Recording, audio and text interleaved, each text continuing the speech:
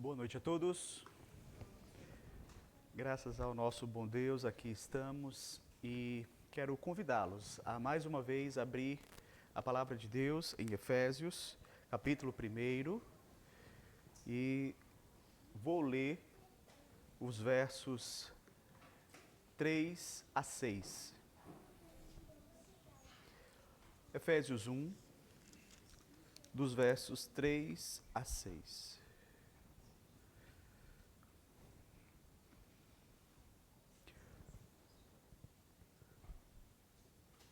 Nos diz assim a palavra do Senhor.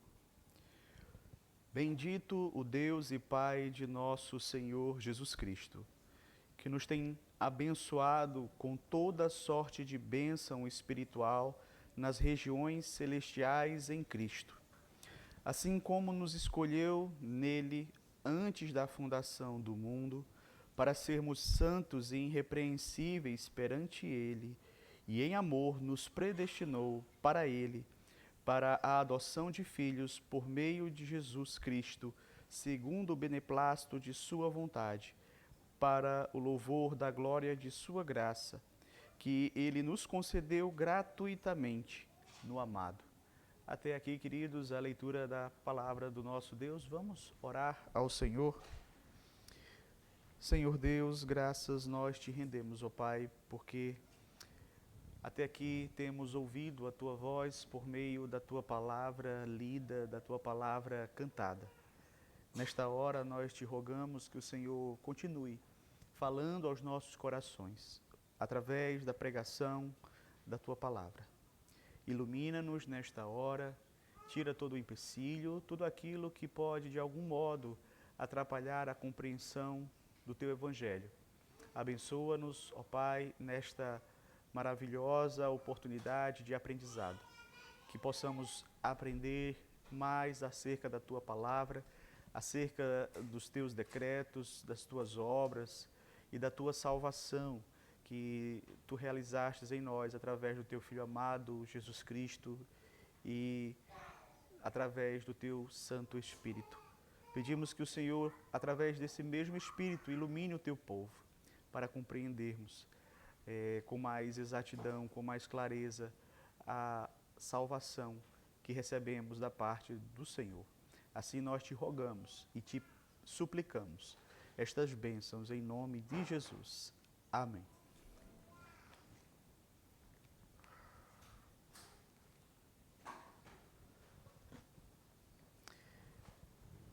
Irmãos, nós vivemos em uma época em que o Evangelho, infelizmente, tem sido frequentemente distorcido. Em muitos lugares, o Evangelho foi reduzido a uma mensagem centrada no homem. Promessas de prosperidade, promessas de sucesso, promessas de realização pessoal. E Deus é apresentado como sendo um meio de alcançarmos as bênçãos terrenas que tanto nós desejamos. Veja, nesses contextos, nós vamos observar que Deus existe apenas para satisfazer os desejos, as vontades e os sonhos dos homens. Mas, como resultado deste falso evangelho, nós vamos perceber que muitos se aproximam de Deus não porque querem realmente se relacionar com Ele, mas porque querem as bênçãos que eles sabem que só Deus pode lhes dar. E veja, quando nós lemos um texto como este daqui de Efésios, imediatamente nós somos confrontados com uma realidade muito mais elevada. O apóstolo Paulo aqui, ele não começa falando a respeito de riquezas materiais, ele não começa falando a respeito de conquistas humanas. Ele eleva os nossos olhos para as regiões celestiais para nos mostrar que as maiores bênçãos que nós recebemos da parte de Deus não são bênçãos temporais, são bênçãos espirituais. Bênçãos que dizem respeito à nossa salvação eterna. Esse texto, meus queridos, ele nos chama, portanto, a uma correção da nossa perspectiva, especialmente num período como o nosso, onde nós temos percebido essa tendência de muitas igrejas de centrar-se no homem, nas realizações humanas, nos planos humanos, nos objetivos humanos. Ele nos ensina que o centro do Evangelho não somos nós. O centro do Evangelho é o Senhor. Não são os nossos interesses, não são as coisas temporais, passageiras deste mundo, mas um plano eterno que foi elaborado pelo Senhor Deus e que tem como objetivo não a glória de seres humanos pecadores, mas que tem como objetivo o louvor da glória da sua graça. Iniciamos na semana passada a exposição desta carta, da carta aos Efésios. Estudamos a primeira seção da carta, que está aqui nos 2 primeiros versos, que é conhecida como a saudação da carta, onde Paulo ele se apresenta como apóstolo pela vontade de Deus. Ele se dirige aos seus destinatários como os irmãos ali da igreja de Éfeso, santos e fiéis em Cristo. E por fim, ele vai saudar aqueles irmãos com a graça, com a paz do Senhor Jesus Cristo. Hoje nós, então, começaremos aquela que é a segunda seção da carta, que vai do verso 3 até o verso 14. É interessante, queridos, porque essa seção é o maior parágrafo da Bíblia. E se você prestar bem atenção, você vai perceber que não há nele nenhum ponto. Só há vírgula e ponto e vírgula. Isso porque Paulo ele começa a sua carta louvando a Deus e descrevendo a maravilhosa obra de salvação realizada por Deus desde toda a eternidade, e um pensamento vai puxando o outro. E tudo isso, meus queridos, forma uma conexão muito forte até a conclusão no versículo de número 14. Então essa seção da carta ela vai ser dividida basicamente em 3 partes. Uma vez que a obra da salvação ela foi também dividida entre as 3 pessoas da Trindade, Pai, Filho e Espírito Santo. Cada uma teve um papel na nossa salvação, na obra da salvação. Nós vamos perceber que esse grande parágrafo, ele é dividido também em 3 partes. E a primeira parte, que vai do verso 3 ao verso 6, que nós lemos, fala justamente sobre a obra do Pai. Em seguida, a segunda parte, do verso 7 ao 12, fala sobre a obra do Filho. E a terceira e última parte do parágrafo, do verso 13 até o verso 14, falam da obra do Espírito Santo. E note, meus queridos, que cada seção deste parágrafo, ela termina com a frase, para o louvor da sua glória. Então, quando ele fala da obra do Pai, ele termina dizendo, para o louvor da sua glória. Quando ele fala da obra do Filho, ele diz, para o louvor da sua glória. Da obra do Espírito, ele termina dizendo, para o louvor da sua glória. E de forma resumida, podemos afirmar que Paulo, nesse parágrafo, ele faz basicamente uma exposição do plano de salvação, dizendo que o Pai elaborou, o Filho executou e o Espírito Santo aplicou esta salvação em nossas vidas. E por que Paulo faz isso? Para que os seus leitores tenham a mesma atitude de adoração a Deus, adoração ao Deus Trino, pela grande salvação que eles receberam da parte de Deus. Esse parágrafo, meus queridos, ele é um chamado para mim e para você, para adorarmos ao Deus da nossa salvação. As três pessoas da Trindade que trabalharam conjuntamente para que eu e você pudéssemos ser salvos. Hoje, então, nós vamos começar estudando justamente a obra do Pai na nossa salvação. Qual foi a participação de Deus, o Pai, na concepção da sua igreja?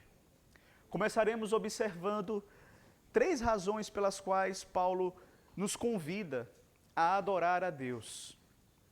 E por isso, então, eu gostaria de propor aos irmãos, nesta noite, meditarmos sobre o seguinte tema: o plano de Deus para a salvação da sua igreja. O plano de Deus para a salvação da sua igreja. Então vejamos quais foram essas três razões que Paulo nos traz aqui, que deve nos motivar a adorar ao Senhor. Primeiro, Deus nos abençoou com toda sorte de bênçãos espirituais. Observe que tão logo Paulo, ele saúda os destinatários da carta, ele então começa esse parágrafo, como eu disse, adorando a Deus. E ele começa dizendo: bendito o Deus e Pai de nosso Senhor Jesus Cristo, que nos tem abençoado com toda sorte de bênção espiritual nas regiões celestiais em Cristo. Observe que Paulo, ele louva a Deus aqui, ele louva o Pai por ter elaborado esse maravilhoso plano de salvação. E como Deus fez isso? Paulo afirma que Deus nos abençoou. Deus nos abençoou com toda sorte de bênçãos espirituais nas regiões celestes. E é interessante porque o verbo aqui, abençoar, no original, ela encontra-se no passado. Ou seja, indica uma ação que já foi realizada, que já foi completada, que já foi consumada. Por isso, a melhor tradução aqui seria: bendito o Deus e Pai de nosso Senhor Jesus Cristo, que nos abençoou. Agora, a quem Deus abençoou? Paulo vai dizer: nos abençoou. Veja, esse nos não se refere a todas as pessoas do mundo, mas Paulo aqui está se referindo aos crentes em Cristo Jesus, aos destinatários da carta ali em Éfeso e também a toda a igreja de Deus espalhada pela face da terra. Deus nos abençoou com o quê? Deus nos abençoou com toda sorte de bênçãos espirituais nas regiões celestes. Que bênçãos são essas que ele está se referindo aqui? São aquelas bênçãos que tornam possível a nossa salvação. Ou seja, basicamente o que ele está se referindo aqui é aquelas bênçãos como regeneração, como a conversão, justificação, adoção, santificação, glorificação. Essas são as bênçãos que Deus, o Pai, nos abençoou com elas e que nos livram da condenação eterna. E Paulo também menciona aqui a esfera onde essas bênçãos nos foram concedidas. Ele diz que nós recebemos essas bênçãos espirituais nas regiões celestes. Paulo está se referindo ao mundo espiritual, onde Deus habita com seus anjos. Ele está dizendo que nós desfrutamos de bênçãos que vêm justamente dessa esfera espiritual e que alcança as nossas vidas aqui, neste mundo. Bênçãos que vêm da parte de Deus, que vêm do céu e que alcança eu e você aqui. Veja que coisa maravilhosa. Queridos, devemos louvar a Deus por sermos tão abençoados e principalmente com essas bênçãos que Paulo está se referindo aqui, com as bênçãos espirituais. Veja, não são meras bênçãos temporais que são efêmeras, que são passageiras. Eu sei que nos nossos dias há uma ênfase muito grande nessas bênçãos materiais, nessa prosperidade material, há uma supervalorização das coisas terrenas. Entretanto, as bênçãos materiais, elas são temporais. Essas bênçãos que Paulo se refere aqui, essas bênçãos espirituais, elas são eternas. De que adianta o homem ganhar o mundo inteiro e perder a sua alma? Por outro lado, devemos ser também extremamente gratos a Deus por essas bênçãos tão preciosas que nós recebemos, porque não as recebemos como resultado dos nossos méritos. Não é porque nós somos melhores do que ninguém, mas é pela graça e pela misericórdia do nosso Senhor Jesus Cristo. Porque Cristo sofreu e morreu para que essas bênçãos chegassem até mim e até você. Sem Cristo, não haveria bênção nenhuma. Mas veja, Paulo começa dizendo que nós devemos adorar a Deus, porque Deus nos concedeu bênçãos espirituais nas regiões celestes. Mas, em segundo lugar, Paulo também vai dizer que nós devemos adorar a Deus porque Deus nos escolheu para sermos santos e irrepreensíveis. Santos e irrepreensíveis. Após afirmar que Deus nos abençoou com toda sorte de bênçãos espirituais, Paulo então passa a mencionar alguma dessas bênçãos. E ele diz aqui, a primeira bênção que ele vai mencionar é a bênção da eleição. Veja, Deus nos escolheu. Essa é a bênção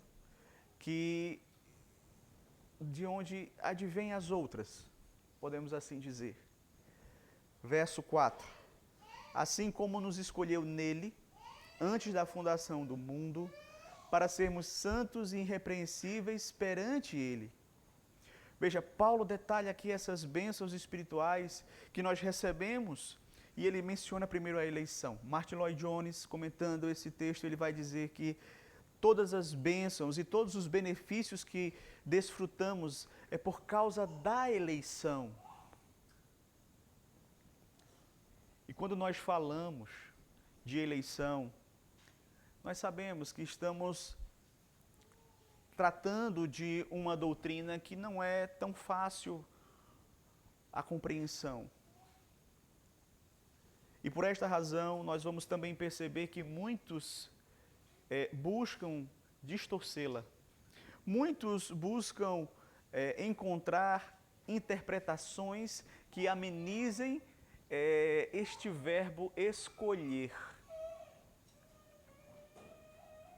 Mas não tem como negar a doutrina da eleição. Não tem como negar a doutrina da eleição. Independente de qual seja a sua linha de interpretação, você não pode negar que Deus fez uma escolha. Você não pode negar que Deus fez uma escolha, porque há nas Escrituras vários textos que afirmam categoricamente que Deus escolheu. Não tem como você dizer que não é uma doutrina bíblica, porque está nas Escrituras. Isso é inegável. Mas como se deu essa escolha? Há duas posições conhecidas. Há aqueles que afirmam que a escolha se deu com base na presciência de Deus, ou seja, como Deus lá na eternidade sabia quem ia crer nele, então ele escolheu aqueles que haveriam de ser salvos. Mas esse posicionamento ele é muito complicado, porque como nos diz um comentarista, ele diz assim, se as pessoas foram eleitas porque Deus sabia que elas iriam crer, por que então precisavam ser eleitas? Os que têm fé hão de ser salvos de qualquer modo. Então, se a fé já existe, a eleição se tornaria desnecessária. Por outro lado, o posicionamento que faz justiça às Escrituras afirma que essa escolha ela se deu como um ato da livre graça de Deus. Ou seja, Deus olhou para toda aquela humanidade caída em Adão, rebelde, no seu estado de miséria e merecida condenação, todos caminhando para o inferno, e com base na sua própria vontade, não porque devesse nada a ninguém, mas ele resolveu soberanamente escolher um povo para manifestar na vida deste povo a sua graça e a sua misericórdia. Veja que o próprio apóstolo Paulo, ele vai nos dizer que essa escolha, ela se deu em Cristo. Essa escolha não foi com base nos nossos méritos. Essa escolha, ela ocorreu com base nos méritos de Cristo. O pastor Hermes Maia, ele vai dizer o seguinte: a eleição eterna foi selada em Cristo, o representante e o fiador eterno do seu povo. Mas poderíamos indagar, por que em Cristo? A resposta é simples. Porque não há nada em nós que possa se tornar agradável a Deus. A eleição é em Cristo e ela aponta para a nossa depravação total, bem como para a perfeita suficiência nele. A eleição não ocorre fora da pessoa de Cristo. Então, a nossa eleição, ela só foi possível porque não foi com base em nossos méritos, mas nos méritos de Cristo. Caso contrário, nós não poderíamos ter sido eleitos. Em outras palavras, a nossa eleição não se deu com base naquilo que Deus viu em nós que nós faríamos, mas com base naquilo que Cristo fez na cruz do Calvário. Em seguida, Paulo também nos informa quando foi que se deu essa eleição, não é? Ele vai dizer, assim como nos escolheu nele antes da fundação do mundo, ou seja, antes mesmo de nós nascermos, antes mesmo de Deus criar todas as coisas, Deus escolheu um povo para ele. Na verdade, meus queridos, Deus já antevendo a queda, decidiu manifestar não somente a sua ira e o seu juízo, mas também decidiu manifestar a sua graça, a sua misericórdia, conforme a sua vontade soberana. Isso nos mostra, queridos, que nós não fomos escolhidos por nossas obras, nem por nossa fé prevista, mas pela vontade soberana de Deus. A própria fé que nós temos, ela basicamente é um presente de Deus. Então, não tem como o ser humano se gloriar de nada desta eleição. Paulo conclui o verso 3 mostrando qual foi o propósito dessa escolha divina. Ele diz aqui que Deus nos escolheu em Cristo antes da fundação do mundo para sermos o quê? Santos e irrepreensíveis perante Ele. Observe a ordem que é colocada aqui. Deus nos escolheu, não porque Ele viu que nós seríamos santos e irrepreensíveis, mas para sermos santos e irrepreensíveis. Agostinho vai dizer o seguinte: a graça não teria razão de ser se os méritos a precedessem. Mas a graça é graça. Não encontrou méritos, foi a causa dos méritos. Vede, caríssimos, como o Senhor não escolhe os bons, mas nos escolhe para nos fazer bons. De modo, queridos, que, sem dúvida, esse é um ponto muito importante a ser colocado. Até porque muitas pessoas acusam a doutrina da eleição de contribuir para que o crente viva no pecado. E isso é, sem dúvida, um grande absurdo. Às vezes você vai encontrar pessoas que, por não compreenderem a doutrina da eleição, vão dizer algo do tipo: não, se Deus me escolheu, então agora eu sou salvo, e uma vez salvo, salvo para sempre, então eu não posso perder a minha salvação. Logo, eu posso viver no pecado, porque, na final de contas, eu já estou salvo mesmo. Mas essa é uma compreensão completamente equivocada da doutrina da eleição.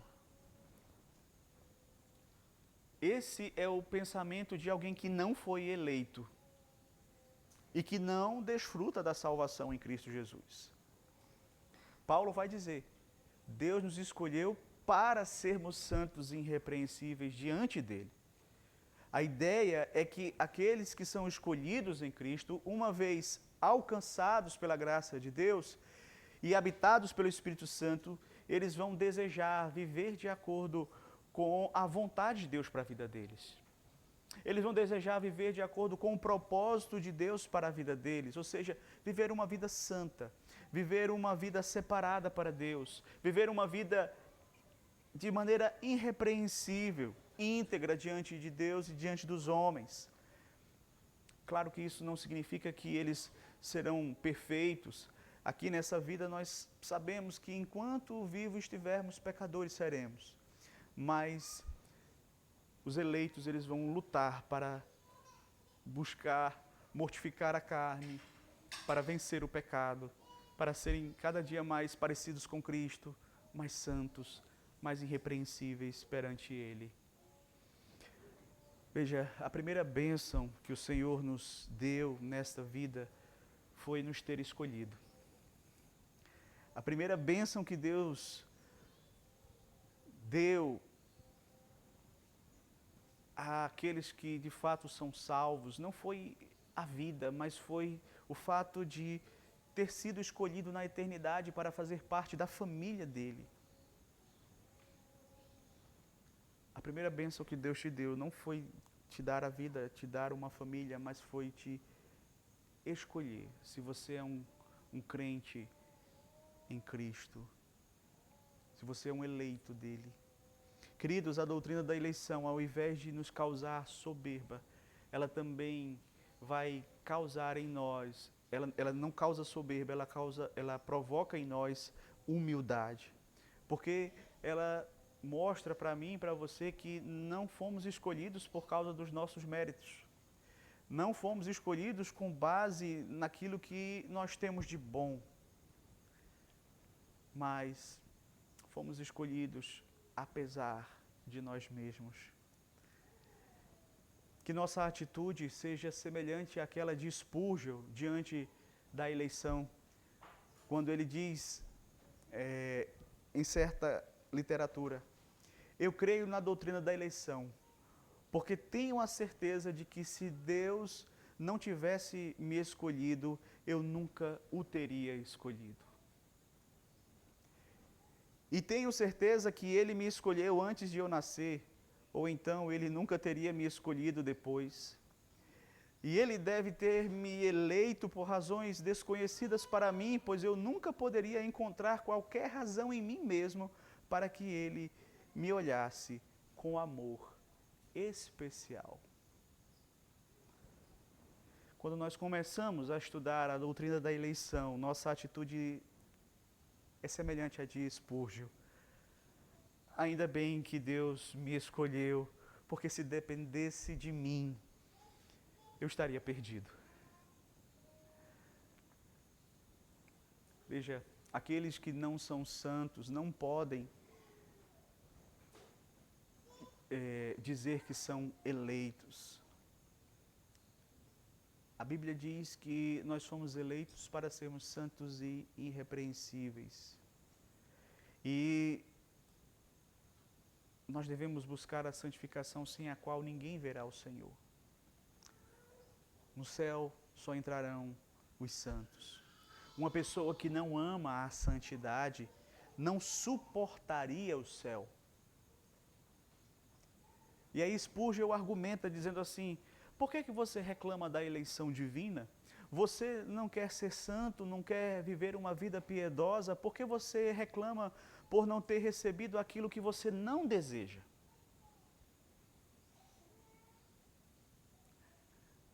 Mas, veja, queridos, em terceiro lugar, Também é dito que nós devemos adorar a Deus porque Deus nos predestinou para a adoção.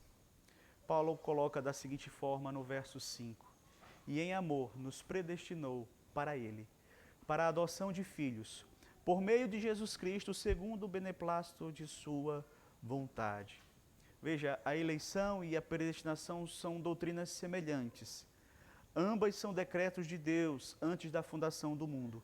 Ambas possuem os mesmos propósitos, porém são duas doutrinas distintas. Às vezes as pessoas pensam que predestinação e eleição são exatamente a mesma coisa, mas são doutrinas distintas.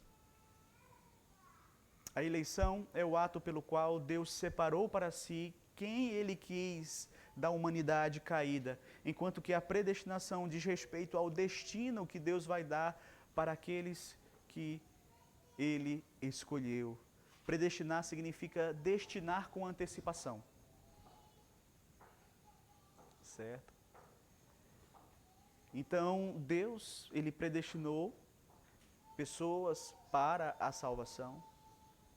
E aqui nós queremos observar que Ele predestinou para a adoção de filhos. O Paulo diz aqui que Deus nos predestinou para a adoção de filhos como objetos do seu amor. Ou seja, na eternidade, Deus olhou dentre a humanidade caída para nós e resolveu nos adotar na sua família. Somos filhos adotivos de Deus. E essa decisão foi tomada por Deus lá na eternidade. Deus poderia ter permitido que toda a humanidade fosse toda para o inferno, porque Ele não deve misericórdia para ninguém. O próprio Deus fala isso: terei misericórdia de quem me aprouver ter misericórdia, e compadecer-me-ei de quem me aprouver ter compaixão. Então Deus não deve misericórdia a ninguém. Se Ele resolveu ter misericórdia de alguns, isso é porque Ele é muito bondoso, é muito amoroso. Isso é graça, isso é a bondade de Deus sendo manifesta para nós. Veja, e Paulo vai dizer que nós fomos predestinados para a adoção. Esse termo adoção, ele é muito interessante. Paulo é o único autor do Novo Testamento que usa esse termo. E os comentaristas acreditam que Paulo tomou aqui por empréstimo do direito romano. Porque os judeus, eles não usavam esse termo adoção. Não fazia parte do sistema legal também de Israel. Mas era comum do sistema romano.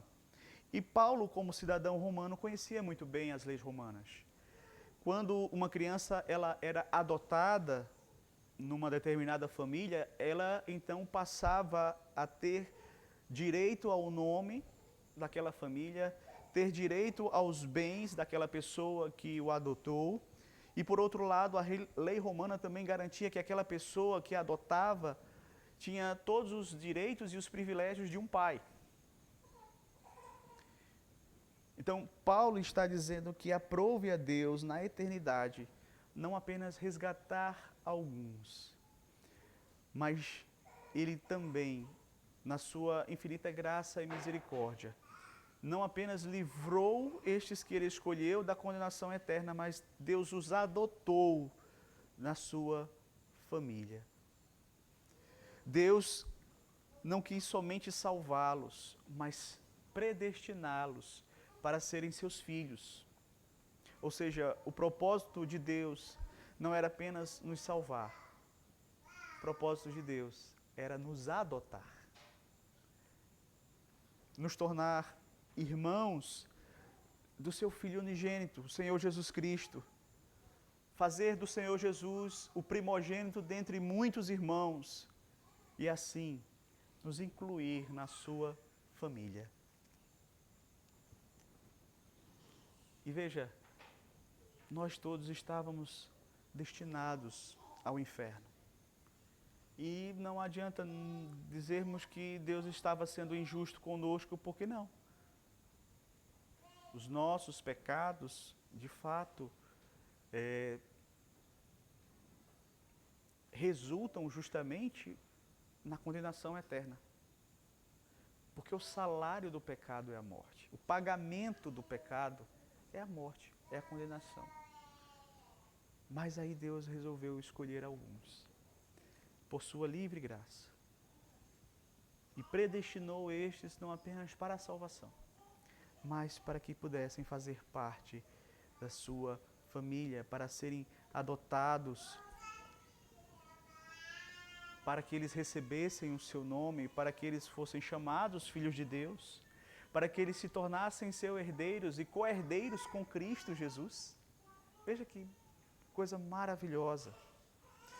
João vai dizer o seguinte, veja só, vede que grande amor nos tem concedido o Pai, ao ponto de sermos chamados filhos de Deus. Deus diz, eu vou fazer deles meus filhos, meus herdeiros e co-herdeiros com meu Filho unigênito, Senhor Jesus. Paulo em Romanos 8:17 diz, ora, se somos filhos, somos também herdeiros, herdeiros de Deus e co-herdeiros com Cristo Jesus. E tudo isso, meus queridos, foi feito de acordo com o apóstolo Paulo, pelo beneplácito da sua vontade, pelo beneplácito da vontade de Deus. Porque Deus quis escolher, porque Deus quis predestinar para a adoção. E por que Ele quis fazer isso conosco e não com outros? Veja, porque Deus quis. Essa é a resposta. Como nós cantamos, não sei porque de Deus o amor a mim se revelou. E realmente nós não sabemos porque que Deus nos amou e Deus nos escolheu e Deus nos adotou em sua família. Nós não temos todas as respostas, mas sabemos que Deus não é injusto. Paulo então vai concluir o propósito final desta maravilhosa obra do Pai, dizendo aqui que o propósito da eleição é nos tornar santos, irrepreensíveis. O propósito da predestinação era para que fôssemos adotados na família de Deus. Todavia, o propósito último dessas bênçãos espirituais que são mencionadas aqui pelo apóstolo Paulo é que Deus nos concedeu em Cristo essas bênçãos para o louvor da sua graça. Verso 6. Para o louvor da sua graça. O objetivo final de todas as bênçãos que eu e você recebemos, essas bênçãos celestiais, maravilhosas. A primeira delas, a eleição. Mas aqueles que de antemão conheceu, a esses predestinou, a estes chamou, a estes justificou, a estes glorificou. Então, essas bênçãos celestiais nos foram dadas por Deus em Cristo, não em nosso próprio nome, mas em Cristo. E fomos eleitos para sermos santos e irrepreensíveis perante Ele. Fomos eleitos para vivermos uma vida glorificando a Ele. E fomos adotados na família dEle. Recebemos o privilégio de sermos chamados filhos de Deus. Recebemos esse privilégio de agora fazermos parte da família de Deus. E Paulo vai dizer aqui mesmo em Efésios, sede, pois, imitadores de Deus como filhos amados. Filhos de Deus devem imitar a Deus. Devem se parecer com Deus. Como Ele mesmo diz, sede santos, como eu sou santo, diz o Senhor. E tudo isso tem um objetivo final, que é a glória, o louvor do nome de Deus. O louvor da sua graça. Fomos salvos para que Deus fosse glorificado. Somos troféus da graça do Senhor. E para concluir, então, eu gostaria de trazer algumas aplicações desse texto para as nossas vidas. Primeiro, como é que nós podemos aplicar esse texto para as nossas vidas? Saiba que o Deus Todo-Poderoso que predestinou você para a adoção, para ser filho dele, é um Deus que ama você, que agora adotou você na família dele e que você faz parte agora desse povo que é alvo do cuidado especialíssimo de Deus. E Deus não desampara os seus filhos. Deus não desampara os seus filhos. Podemos ser desamparados por nossos amigos. A Bíblia chega a dizer que o nosso pai e a nossa mãe podem chegar a nos desamparar, mas nós não somos desamparados por Deus. E veja, queridos, isso é algo que consola o nosso coração. A pessoa mais importante nos ama. Você não precisa viver triste, sofrendo, porque outras pessoas não te amam como você gostaria que amassem, mas a pessoa mais importante já demonstrou o amor dele por você, tendo escolhido você, tendo enviado Cristo para morrer por você, tendo adotado você na família dele.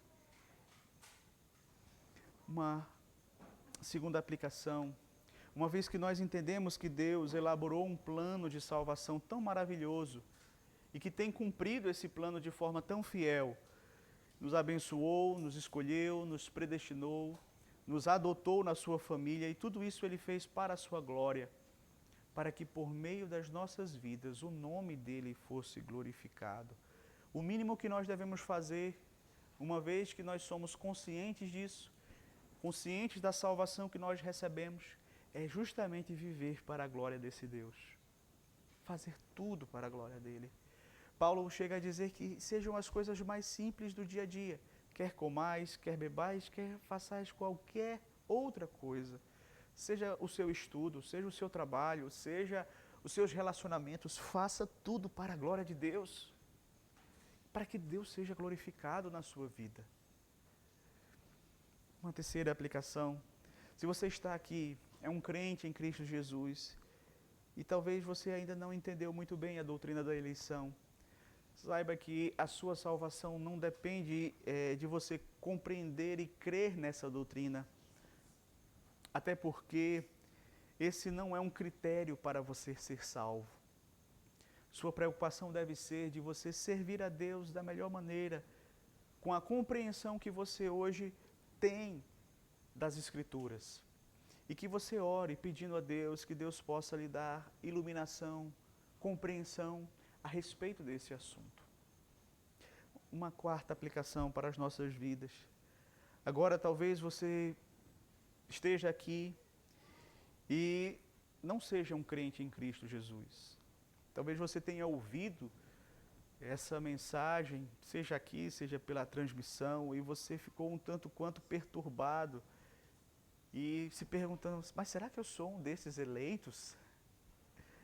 Veja, a doutrina da eleição, escrita aqui pelo apóstolo Paulo, foi justamente com a finalidade de deixar claro para aqueles que já amavam a Cristo que os erros deles não iriam destruir o amor de Cristo por eles.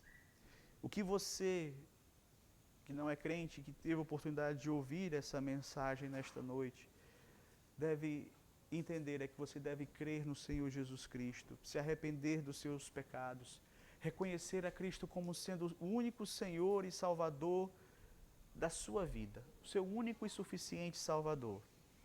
E mais tarde, na medida em que você for conhecendo as Escrituras, Deus vai mostrar para você que foi Ele que te amou primeiro.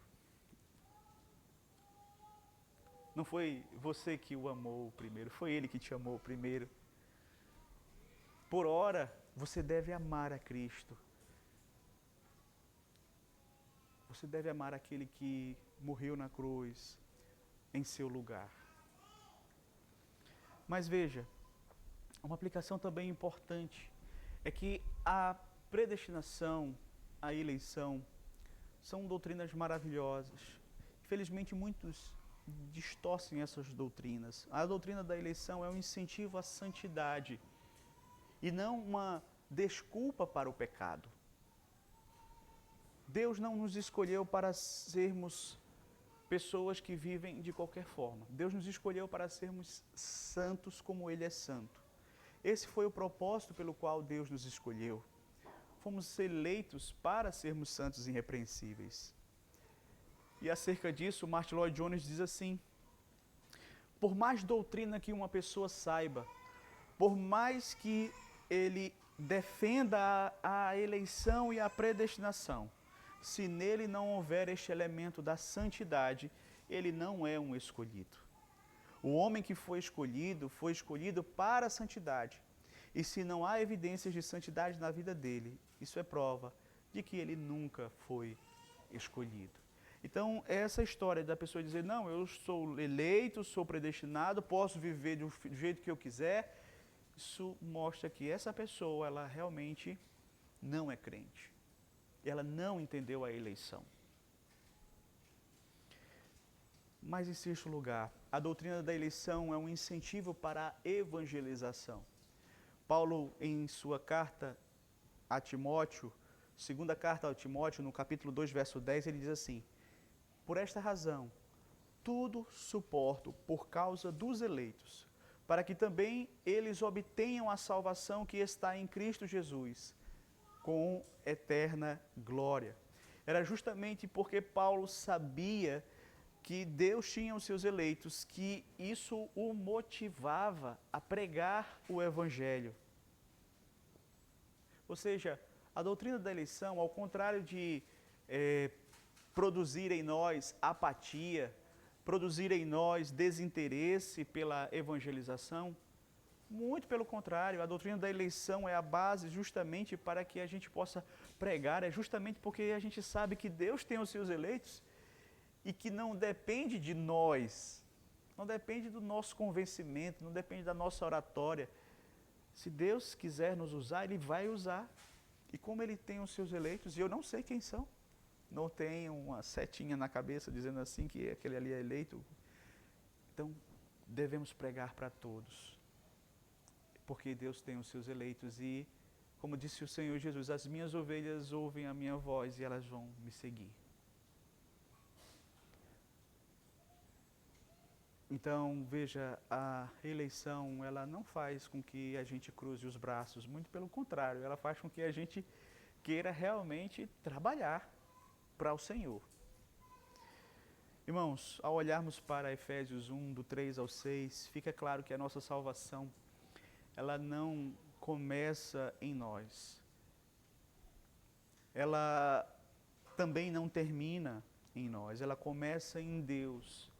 E ela termina visando a glória de Deus. Fomos abençoados, fomos escolhidos, fomos predestinados, não por nossos méritos, mas pela livre e soberana graça de Deus. E tudo isso em Cristo. O propósito final de tudo não é que nós vivamos aqui de forma próspera, que a gente viva aqui realizando os nossos sonhos, os nossos desejos, mas Deus fez tudo isso para o louvor da sua glória, para o louvor da sua graça, de modo que não é Ele que existe para nós, somos nós que existimos para Ele. Que possamos sair daqui com essa percepção e que não venhamos a ceder a essa tentação dos nossos dias, de sermos centrados em nós mesmos, mas que o nosso desejo seja justamente de viver para a glória de Cristo, que a nossa vida seja justamente uma resposta de adoração a esta salvação tão maravilhosa que nos foi dada, vivendo em santidade, vivendo em retidão, para a glória daquele que nos escolheu antes mesmo da fundação do mundo, para sermos santos e irrepreensíveis, para sermos adotados na sua família e salvos em Cristo Jesus.